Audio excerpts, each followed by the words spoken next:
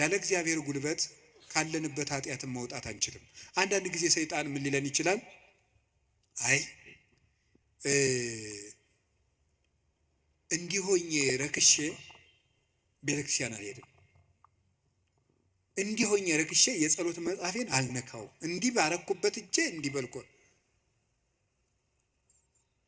እንደው ይገርማቸዋል እኮ ጸሎተኛ ለመሆን ምን ያስፈልጋል ቢሏቸው አንድ አባት መጸለይ አሏቸው።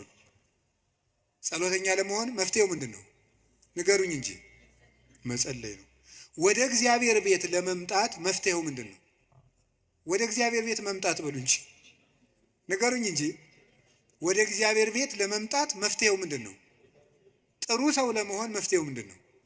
ከነ ክፋታችን መምጣት። ምክንያቱሳ የዮሐንስ ወንጌል ምዕራፍ 7 ላይ ጌታ ምን ብሎ ነግሮና እኔ ውሃ ነኝ። እስኪ ውሃ በሉ። የተጠማ ቢኖር ወደ እኔ ይምጣ ሲል እኔ ምንድን ነኝ ማለቱ ነው። ስለዚህ ወደ ወንዝ የሚሄድ ንጹህ ሰው ነው ያደፈ ሰው ነው? ንገሩኝ። ያደፈ ሰው ነው።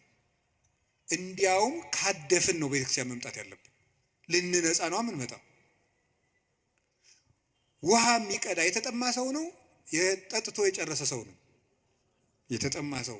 እንግዲያውስ ክርስቶስ ለእኛ ለተጠማ ነው ያስፈልገናል።